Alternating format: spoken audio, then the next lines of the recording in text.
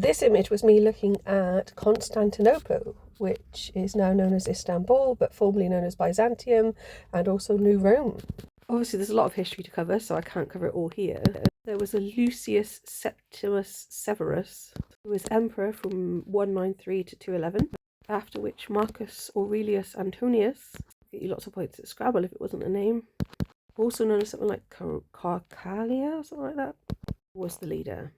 Anyhow, I've read about associations with things to do with Mary, and the idea of it being New Rome also intrigued me, so I thought I'd do a picture. And essentially what I seem to have drawn is a female from the back or side, as if she's looking out over the city, but the city's not there. But there is a squiggle in the sky to give us a clue. So her hair or headdress is very complex. It looks like to me like it's made of lots of different twigs, like a nest. There's lots of different symbols in there.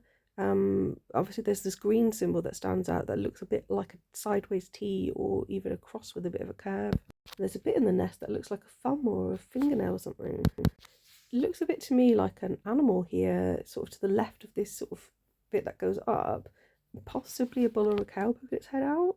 Above which looks to me like a person, probably a child, with a halo with puffed up cheeks that is like blowing something like a trumpet. I think that might have been a judgment card. On her shoulder looks to me like the head of a lion, possibly. It's difficult to tell because obviously it's quite flat there. And then in the side of her cheek is light green, like a tall bird standing up. So I think all this, it was once the city where the goddess was worshipped, felt at home, or had roots. Kind of the way that she's looking there looks like with some sense of regret, I think. So this idea of it not being what it once was, who knows? It's an interesting image though. Thanks for listening. Please like and subscribe.